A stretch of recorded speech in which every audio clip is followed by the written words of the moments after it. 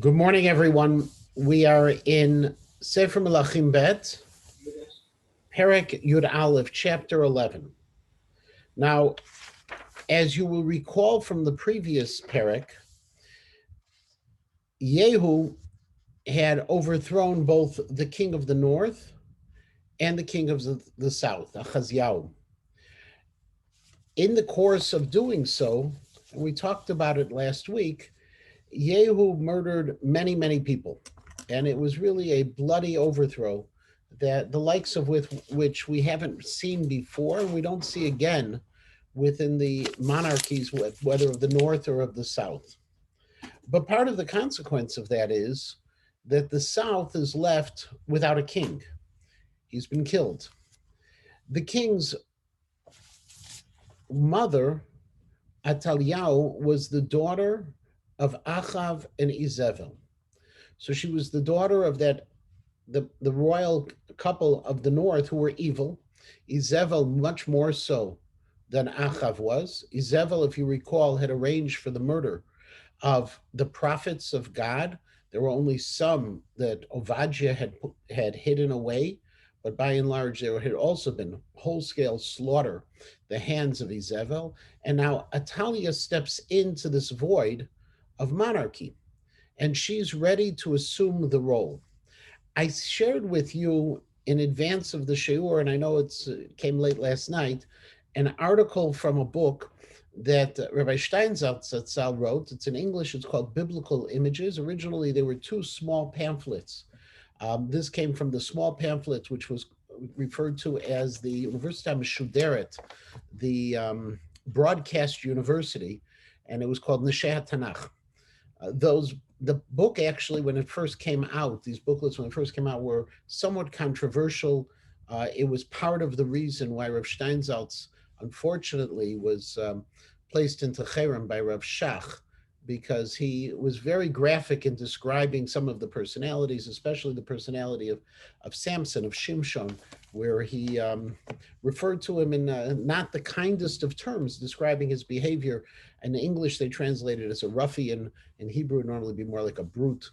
And as a result, it was considered that it was too harsh on some of the great figures of Tanakh. On the other hand, this book has been published. It's been republished now by Koren. It's available. There was some editing that was done to it. And the copy I gave from you was the original translation called Biblical Images, where there's a chapter on Atalia. And the chapter on Atalia is important because really Rav Steinsaltz lays it out very clearly that Atalia's motivation in his eyes were a motivation purely of power. And she did things that were incomprehensible, as we'll see in the very first pasuk, murdering her own children and grandchildren just to be able to maintain power. It's an important thing to note. And it's also very important when you look at the very first pasuk, how different it is from every other pasuk that you'll ever encounter, which talks about the beginning of a reign. And so it says, Va'ataliyam em Achaziah. Atalia was the mother of Achaziah. Ra'atam ki meit bena. She saw that her son had died. Vatakom, and she arose. Vata'abed et kol zera, and she destroyed all of the offspring hamamlacha of the royal line. In other words, she killed anyone who would have any role to be able to challenge her. She killed all of Malchut Beit David, or at least she thought so.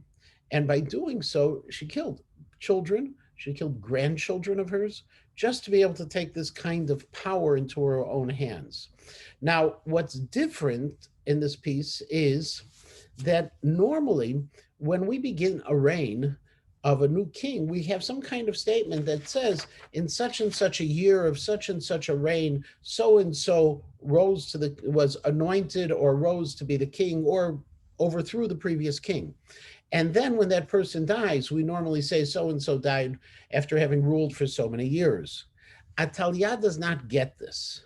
She doesn't get that covet. And the reason she doesn't get the covet is because she wasn't a legitimate ruler. She had grabbed onto this monarchy without the authority to do so in the cruelest of fashions, possibly we could say following in the traditions, unfortunately, of her mother. And in that sense, the the Navi itself indicates that this was illegitimate by leaving out those words. And in Divrei Hayamim, we actually refer to her in the parallel section in Divrei Hayamim, in Divrei Hayamim Bet, Perek Chavdalit Pasuk Zayin, she's referred to Atalia Hamirshat, the evil one, the one who really was the worst of all.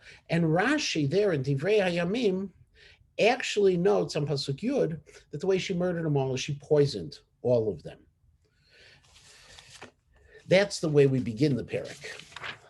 Vatikach Yehosheva bat Hamelech Yoram, achot Achaziyahu, et Yoash ben Achaziah.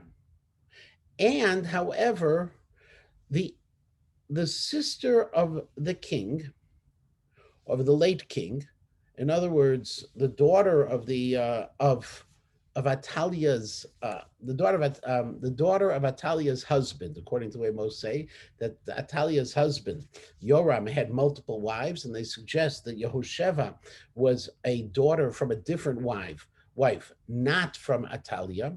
She went ahead and she took Yoash, who was the son of Achaziah, v'tignovo mitoch bnei hamelech hamumatim, and she kidnapped him from among all of the children of the king who were going to be killed, or who were being killed. Oto ve'et menikto, and him and his nursemaid, b'chadar hamitot, and hid them in a bedroom or in some kind of storage room. There's a machloket on that. Vayastiru oto mipnei Ataliyahu v'lo humat, and she hid him from Ataliah, and he was never killed as a result. Now, what's happening here, and this is according to Josephus, which I also shared with you that source, it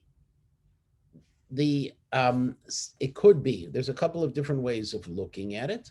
It's either the stepdaughter of Ataliah, okay, went ahead and went against Ataliah's wishes and took one child. And that one child was Yoash, and hid him. He was a baby, apparently, and hid him so that he would be able to continue the Davidic dynasty along the way. It's interesting that in the Anchor Bible series, Kogan and Tadmor, who provide the translation there, actually say that unlike Josephus and unlike other Chazal, they say that this might have actually been one of Ataliah's daughters who did this. It just makes this act of rebellion even stronger. But whatever it was, she took her life in her own hands, and she went ahead and in the middle of the night, and just like, that's why it says Vatignov, she robbed them in the middle of the night. She kidnapped them in the middle of the night, and she put them away and she hid them. The place she hid them in is also a source of machloket, because in the next pasuk we'll see that Yoash appears to be in the Beit HaMikdash. And so Rashi says the Cheder HaMitot, that was actually the attic that was above the Kodesh HaKadoshim. If you remember, the Kodesh HaKadoshim was 20 amot by 20 amot and 20 amot high, but actually the building itself was 60 amot high. And as a result, there was an upper attic. We had talked about it when we were learning Sefer Shmuel Bet. That upper attic had storage place. And upper attic was also access into the Kodesh HaKadoshim if there needed to be repairs. So it could be that, according to Rashi, he was hidden up there in the attics. The Radak says, no, actually, this was like a temporary hiding place. Later, he's going to be transferred. And the Abarbanel says, well, it wasn't necessarily the attic, but it was, if you recall again, all around the building of the Kodesh and the Kodesh HaKadoshim, there were 3 stories of storage rooms, the Ta'im, they're referred to, the boxes, and he was hidden there. But whatever it is, he's hidden in a place either initially just in the palace and then moved over to the Beit HaMikdash, or immediately moved into the Beit HaMikdash. Veyastiru, the Radak points out that on that word that they hid him, it's a plural. Okay, it wasn't just Yehosheva who did this, okay, but rather over the course of the years of him being in hiding, there were a lot of people who were brought into this. And they had to be brought into it. And so it was a joint effort to hide him away. Rabbi, yeah. We have a new concept here, it seems, of a queen. It's first time ever that we have in the Northern Kingdom that this will appear, but she wasn't a legitimate ruler. And so as a result, she isn't given that grant. So she reigns without the legitimacy to the reign. She reigns through literally a reign of terror. There's no king at this point. There is no king. Not only is there no king, by the way, Barry, if you look at it, and Steinsaltz talks about this in the article, which I encourage everyone to read. Not only is there no king, there's no heir. Mm. Atalia's reign is typified by her desire or her craving for power to such an extent that she doesn't looking at the future. She's just looking at the here and the now. Yeah, for your question, yeah. Yeah, but so by not killing Yehosheva Bat HaMelech Yoram, there is a potential heir. No, because the heir were always male. She only killed the men, the boys. She didn't kill the women because there's no such thing as a malka. Right, but Yosheva could not have a husband that would produce an heir. If I'm. Yosef, but it's not considered an heir mi malchut Beit David. Oh, Malchut Beit David is a paternal line directly. oh, got it. Right, sure. So in that sense, she could have children, but and they would be biologically cousins, but they wouldn't be heir to the throne. It's not like we're familiar, in England, Queen Elizabeth was the one to go. That doesn't work that way. It had to be a male child of a male child of a male child. There was no one around as far as Atalia knew. Vayihi ita Wait, beit. wait, can I just ask one Yeah. question real quick? This is Atalia's stepdaughter's nephew? This is Atalia's stepdaughter's. No, this is. Let's go back. This is Atalia's stepdaughter's nephew. Yes, you're right. I'm sorry. You are Nephew? correct. All In right. other words, he is Yoash is a direct line. Okay. His father, okay, was Achaziah. The question we have, which Chazal seemed very to resolve without question, was whether Yehosheva was the daughter of Atalia or a stepdaughter. Chazal say clearly stepdaughter. Um, I just mentioned one other position that says it's a daughter, just because they feel it's even more, significant. There's no indication one way or the other. And if you look at the pasuk, going back to pasuk bet, okay, it doesn't refer to Yehosheva as the bat Atalia, it just refers to Yehosheva as the bat Hamelech Yoram. Okay, so it would seem to say, hey, by only identifying her father and not her mother, Yehosheva's, it would seem to be saying, okay, because her mother is not a player in this story. Well, then obviously her mother is not a Talia, which is where Chazal are coming from on this. Pasuk Gimel. Vayehi ita beit Hashem mitchabe shesh shanim. He's hidden for 6 years.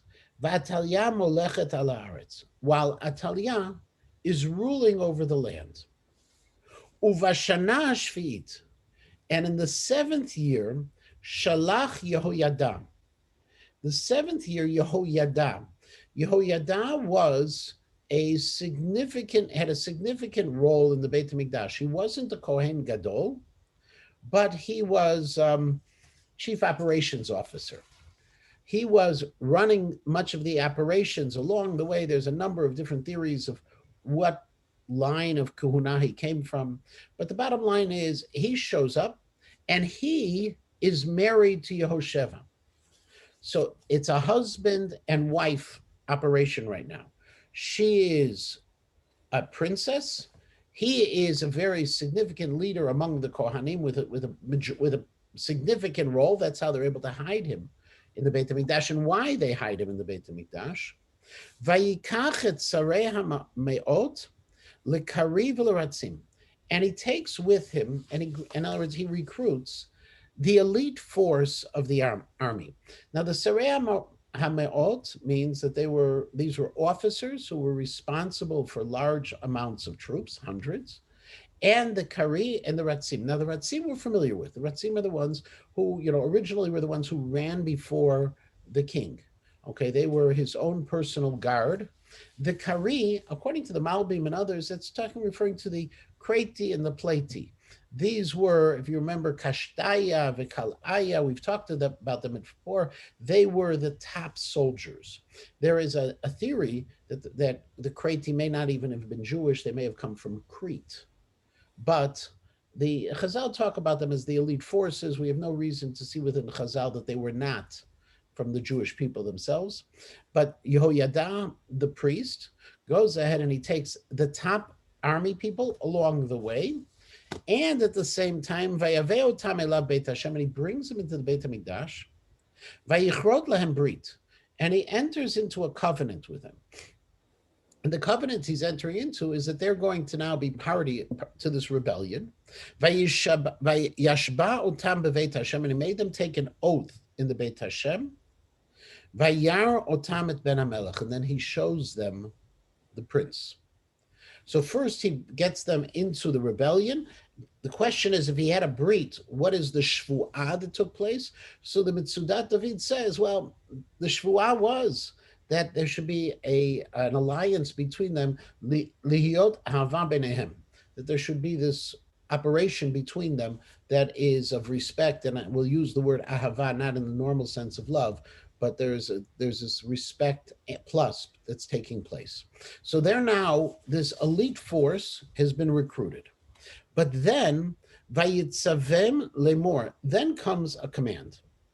Zeh davar asher tasum, this is what you need to do. Hashlishit mikem be'eh Shabbat, v'shomrei mishmeret Beit HaMelech.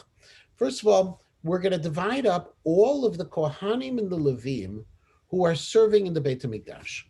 Now, if you recall, there was a rotation of Kohanim and Levim who served in the Beit HaMikdash. There were two kinds of rotations.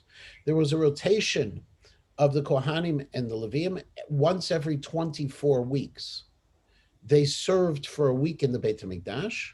And there was also a rotation, by the way, of the Jewish people. Once every 24 weeks, a different geographical area would come to serve in the Beit HaMikdash. The first group is called the Anshe Mishmar, the people of the guard. Those are the Kohanim and Levim. And the second group are called the Anshe Ma'amad, the ones who came for the event. The reason why we had both types of situation was, one, for the Kohanim and Levim to give everyone that opportunity to serve. The Ma'amad is because when it came to the daily sacrifice, the Korban Tamid, which happened in the morning and the afternoon, it was something that was done on behalf of all of the Jewish people. So you need representatives of the Jewish people present at the time of the Korban, and that's how they divided up that responsibility. So what Yehoyada did is he took a third of the people who were serving. Now, they served until Shabbos. Shabbos, there was a double shift. The people you worked from Shabbos to Shabbos, and each of the regular days of the week was only 1/6 of the Mishmar who would be working. Shabbos, everybody was on duty. Plus, your last Shabbos was also the first Shabbos of the next shift. So they worked for 8 days. The Ba'ei Shabbat, the ones who were first coming, the new shift that was coming in. And so Yehoyada took a third of the new shift, V'shomrei mishmeret Beit HaMelech, together with the guard over the king. So he created this operation of some army people and Kohanim and Levim. Steinsaltz, in his commentary to Tanakh, which has just recently been published, he suggests that the reason he did this was not to draw too much attention, because if he brought too many troops into the Beit HaMikdash, it would be obvious that something was afoot. But if he just had an elite group of people, those can come in, and then he adds on to them the people who were serving in the Beit HaMikdash, the Kohanim and Levim, to also serve as soldiers at the same time.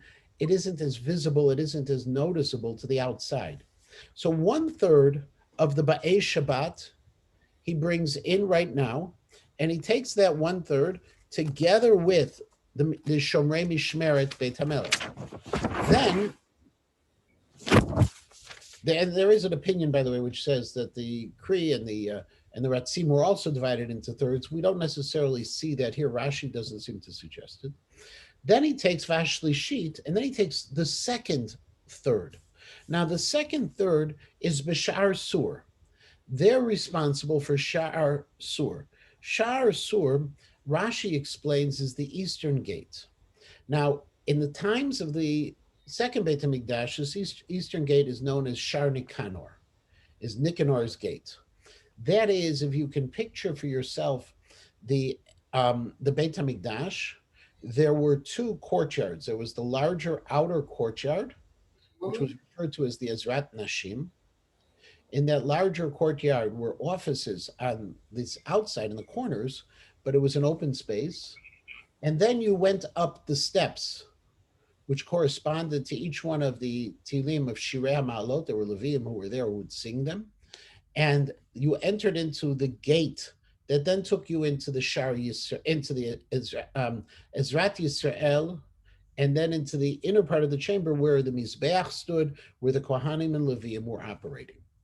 The gate that took you into the inner courtyard that had the Mizbeach, which then would have the entrance to the large building of the Kodesh and the Kodesh HaKodeshim, that gate is called the Shar Hasur. The reason he posted this next third at the Shar Hasur is because obviously that'll limit access to where this rebellion is taking place. So he posted people to the Shar Hasur, V'hashlishit b'Shar Achar Haratzim. And the third is the place behind where the runners come. Rashi explains that this is talking about a southern gate that was the special entrance of the king. The king had his own entrance into the Beit HaMikdash and came directly from the palace. There was a pathway for the king to enter. And if you think about it, when the king would enter, he would enter with all the pomp and circumstance around him, and he would have his runners come in first. He would have his guard, and that's called, what they refer to here as Shar Haratzim, Ushmartem et Mishmeret Habayit. And the command was, okay, third, and third. Okay, 1/3 is inside the courtyard. 1/3 is protecting the southern gate of the courtyard, the eastern gate of the courtyard. The other is protecting the access of the king, the southern gate. And their responsibility is ushmartem et mishmeret habayit masach. And he says, you have to guard this house with the highest level of guarding. Mishmeret mu'ulah, says Rashi, that has to take place. Mesach means, as Rashi says, shelo yasirchu da'atam mitafkid zeh, that they should not in any way lose attention to this task. So they had to be completely on guard. Ushtei hayadot bachem kol yotzei Shabbat. In addition to the divisions of a third of the new shift of Kohanim and Leviim, adding on to the Kri and also the Ratzim, who were the army, the Sarei Miyot HaKri v'Ratzim, who are the army personnel. In addition to them, take two groups. A yad is a group. Okay, Ushtei yadot bachem, take two groups. Now the two groups, this is entirely possible that these were, well, not entirely. The pasuk says, "Kol yotzei Shabbat." These are the ones who are leaving their task. In other words, take 2/3 of the ones leaving. V'shamru et mishmer beit Hashem el hamelech, and they also have to be added into this army of people coming who are going to be working in the Beit HaMikdash. So you have all of the new shift, most of the old shift, the elite guard. They're all going to be part of this rebellion. V'hikavtem al hamelech saviv. And what you need to do is surround the king, the new king. Or it's create a protective circle around him. Ish v'chelav biyado. Every man armed with his arms in his hands, with the weapons in his hands. V'habal asterot yumat. And anyone who comes, who tries to get into this area referred to as Sderot, okay, that's where the king is coming in, okay, into the Beit HaMikdash, that person will be killed. So if anyone tries to break through, kill him. Now, yeah. Reference to the king, is that all allowed? What's the king? The new king, the king who's going to be anointed. In other words, Oh, you're gonna anoint him. we're talking right now about Yoash, the child. Okay, yeah. Okay. Now, interestingly, Targum Yonatan makes our life a lot easier, and he says, Sderot Sudraya. Now, Sudraya literally means shurot, rows. But Sudraya comes from the word Seder. And this is in Semitic languages, you'll find this happening. Chiluf of a sin and a samach, two letters that sound very similar, Sderot and Sudraya, according to Targum Yonatan, and it begins to explain what we mean when we say Sderot.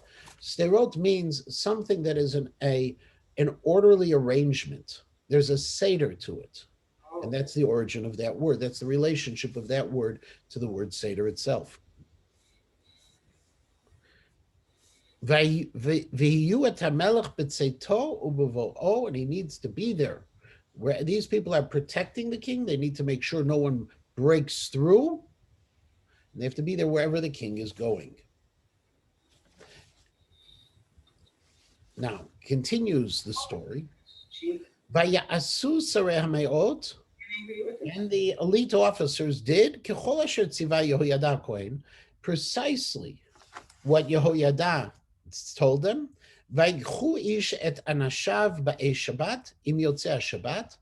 And they took with them the people who were starting the shift and people who were leaving the shift.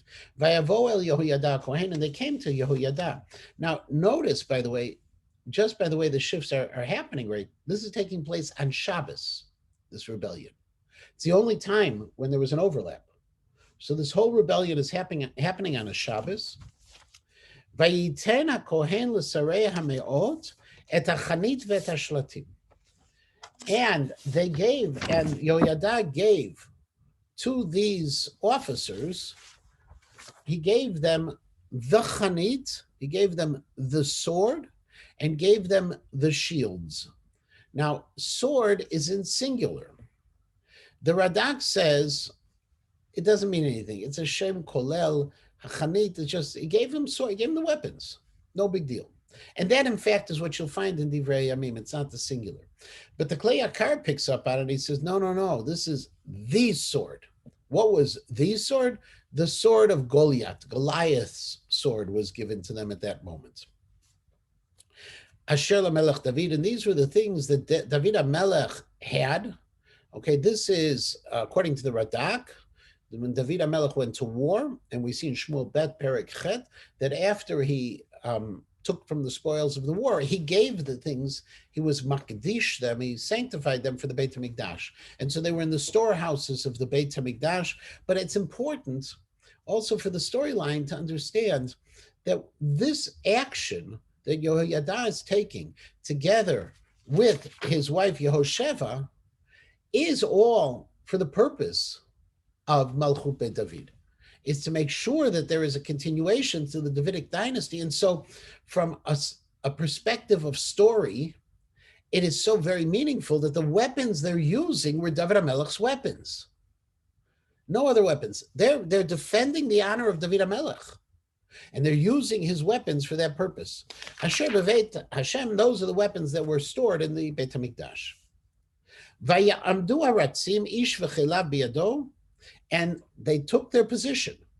All of the people, mikatef habayit hayamanit ad katef habayit hasmalit, and they stood from one end of the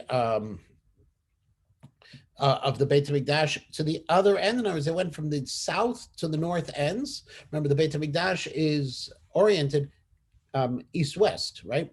So if you go from both the width of the Beit HaMikdash, they lined up from the right to the left, from the south to the north, the Mizbeach v'labayit, for relationship to the Mizbeach and the Kodesh HaKodoshim, ala melech saviv, surrounding the king. Vayotziet ben HaMelech, and at that moment, they brought out the prince. Vayiten alav et hanezer ve'et ha'idut, and they put on him, as the Sudat David says, the nezer, the crown, ve'et ha'idut. Now, what is the edut? The edut was the Sefer Torah. Okay, they gave him the Sefer Torah to hold on to Moshe Rabbeinu.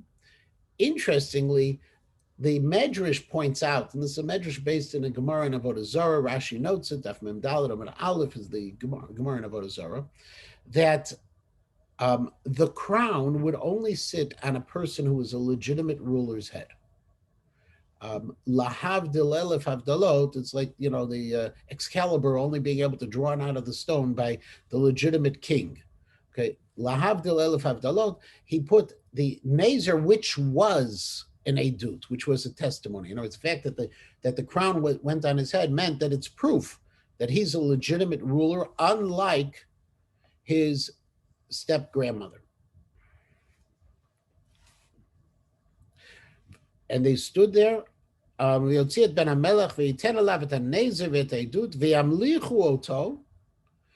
they made him the king.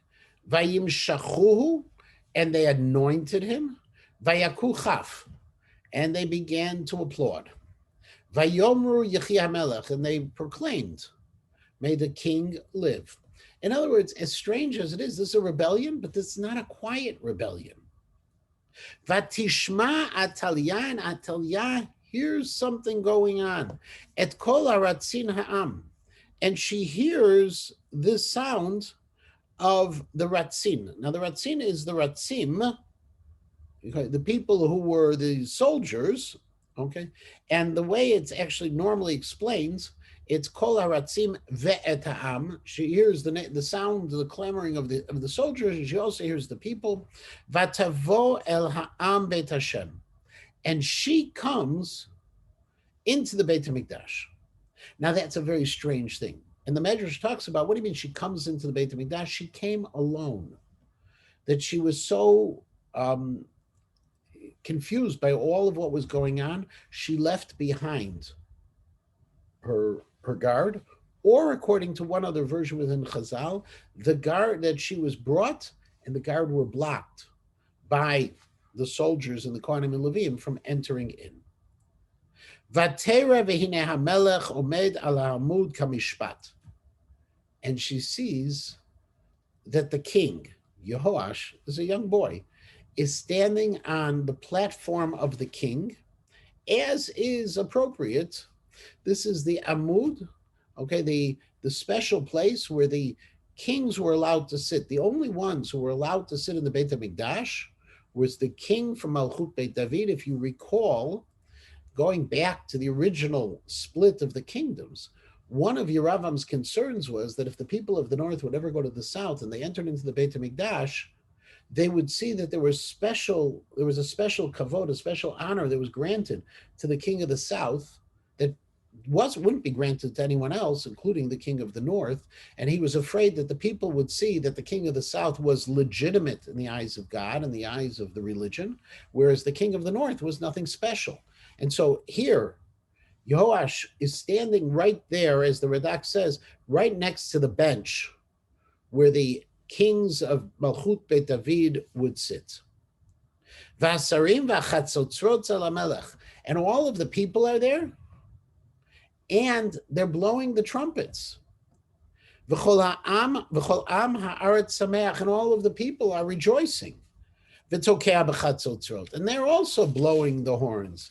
Vatikra Atalia begadah, and Atalia tore her garments. This is a sign of mourning.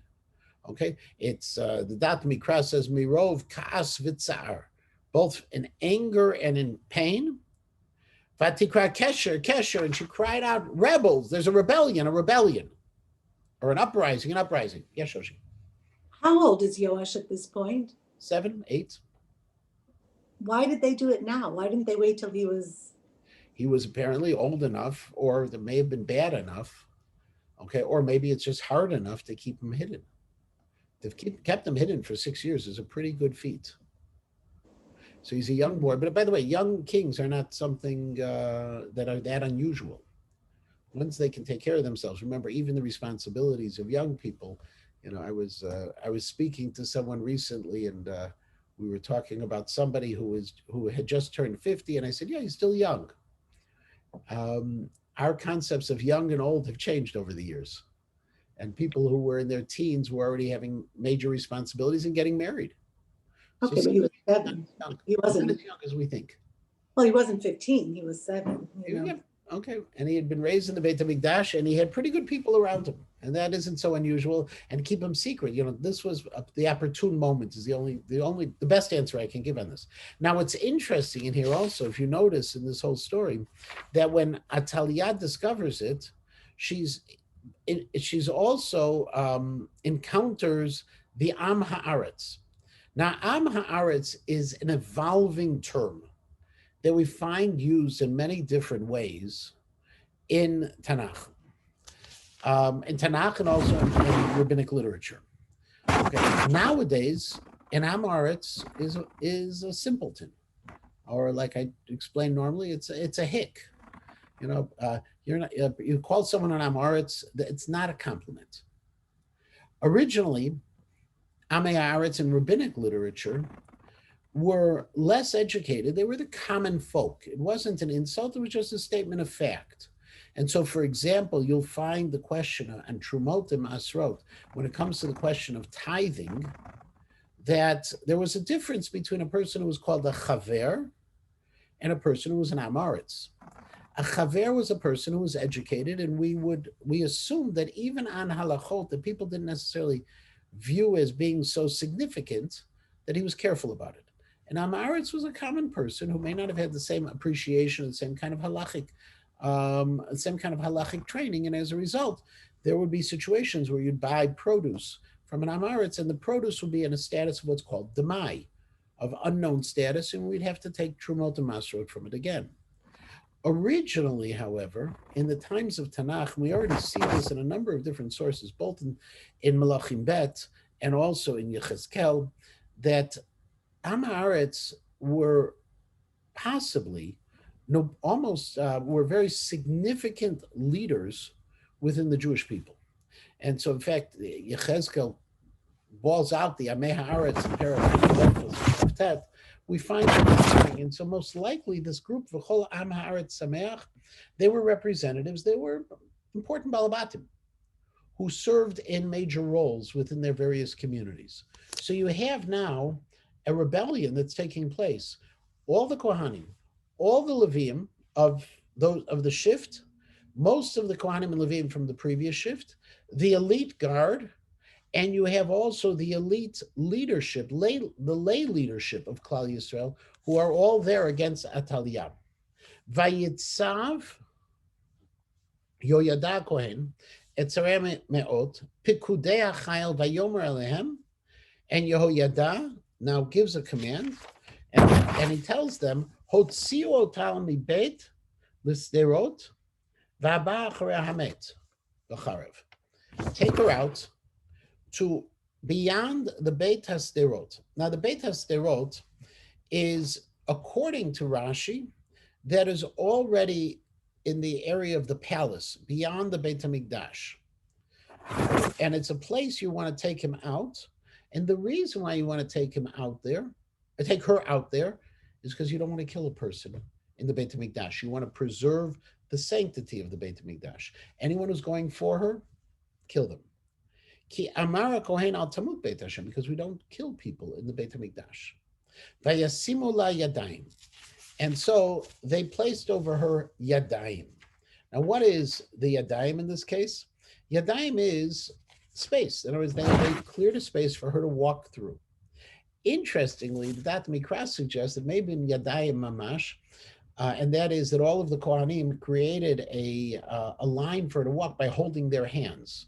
So she had a space where she couldn't get past them on either side. She only had one direction to which to go.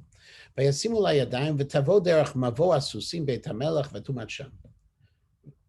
they took her near where the stables are, the royal stables were, and they killed her there. She was executed there.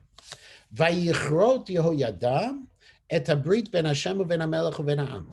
And Yehoyada now entered into covenant between the king, Hashem, and the people. Now, this was a brit, this was a covenant that they would be of allegiance, that they would be aligned with the king. Liod la'am Hashem. First is that they have to be a nation of God. Uven hamelech uven ha'am. And between the king and the people. Vayavo kol am haaretz Beit Habal, and then they all come to the Beit Habal. Now, the Beit Habal is an interesting place. This is apparently a pagan, um, a pagan house of worship. And it is something that must have been near the Beit Hamikdash. In other words, that there was this place of worship for Baal in Yerushalayim itself. Yigal Yadin, in his excavations, suggests that this Beit Habal was actually located in Ramat Rachel. Okay, we know where Ramat Rachel. Ramat Rachel. It's interesting when the Dat Mikra was written. Ramat Rachel is identified as being 3 kilometers south of Yerushalayim. Well, Ramat Rachel is in Yerushalayim nowadays. It's right before Talpiot. If you know where the Midrachov is, the Tayelet. I'm sorry, the Tayelet, the outlook where you look over the old city of Yerushalayim, and Kibbutz Ramat Rachel is right there. So where Ramat Rachel is, there were excavations. They found a pagan temple, and the way it's constructed, Yigal Yadin suggests that that's the Beit Habal that's described here. So they went to the Beit Habal. The Am Haaretz went with as well. Vayitzuhu et mizbechotav, and they smashed the altars. Ve'etzalamav shibru etev, and they broke the idols very well. Ve'et matan kohen Habal hargu lifnei hamizbechot, and they killed Matan, who was the priest of the Baal, right before where his altars were. Vayasam hakohen pekudot al Beit Hashem, and Yehoyada placed guards over the Beit Hamikdash. Now, again, there's a very interesting thing here. The Radak says, obviously from the pasuk, that the name of this pagan priest was Matan. Well, the fact that the pagan priest's name is Matan indicates that the pagan priest was not an import, but he was actually a member of the Jewish people. And from that perspective, it makes the whole story even worse than what we had imagined. In other words, we want to imagine that, all these were foreign influences, but they weren't foreign influences. There was a person with a nice Yiddish numen who's serving as a pagan priest in the middle of Yerushalayim at the very same time as the Beit HaMikdash is in operations. They killed him. Now, what's also fascinating here is, compare this for a minute to the previous 2 prakim when we talk about Yehu in the north. When Yehu rebelled and overthrew the government of the north, it was a bloodbath. When Yehoyada and Yehosheva, on behalf of Yoash, overthrow Ataliah, 2 people are killed. Ataliah and the pagan high priest Matan, and that's it. Vayikach et sarei hameot v'et hakari v'et haratzim v'et kol ha'am haaretz vayoridu et hamelech mibeit Hashem, and they brought him down now from the Beit HaMikdash. Vayavo derech shar haratzim Beit HaMelech vayeshev al kisei hamelachim, and they brought Yoash from the Beit HaMikdash through the royal passageway down into the palace, and he sat on the throne. Vayismach kol ha'am haaretz v'ha'ir shakata, and all of the people rejoiced, and the city was quiet. Now that's very, very significant of a statement, because if you think about it, a rebellion occurs, and you expect something to happen. 2 people, that's all that were killed in this. But it also is an indication, therefore, that Ataliah's reign was not something that people were happy about. They were intimidated by her. But apparently, after it was overthrown, people just went along with it immediately. V'Ataliah mitu b'charav Beit HaMelech. And Ataliah was killed by sword by the palace. Ben Sheva Shanim Yoash b'Melcho. And Yoash was 7 years old when he took over. And of course, I'm already in the next parak. But what we need to see from this is also the same thing I mentioned at the beginning. When a king is enthroned, and when a king dies, the normal standard operating principles of the Navi has always been How old was he when he took over, or in what year of somebody else's reign was he when he took over? And when he dies, normally it says he would reign for this many years, and where was he buried? Atalia is not granted any of that legitimacy by the author of the Nach, because the Navi doesn't want to give her that legitimacy because she wasn't a legitimate ruler. And that is the way the parak ends. Yeah, Yafa. Yeah, I want to ask about the, well, I'm going to call it the foundation. I can't think of a better word for comparing Yehu to Atalia, to the overthrow of Atalia. Yehu was involved in a religious as well as a regal overthrow, government overthrow. His violence was directed at Ovdei Habal, at those who worship the Baal. There, you don't see that here with Atalia's overthrow, because the implication is that people wanted to be returning to a full-fledged worship in the Beis Hamikdash to Hashem. So Yeah, how, what's the basis for comparison? Well, so I think the basis of the comparison is it's hard to believe that no one was a supporter of Atalia. And it's hard to believe that no one participated with Matan in the worship of the Baal. And the fact that only the two of them were punished, you're right, that the people of the South were in a different place religiously. And also, what's fascinating here is, if you think about it as well, and I think Steinsaltz may mention this, I saw it in a couple of other places as well. This is, when it came to the Southern Kingdom, we aren't used to overthrow.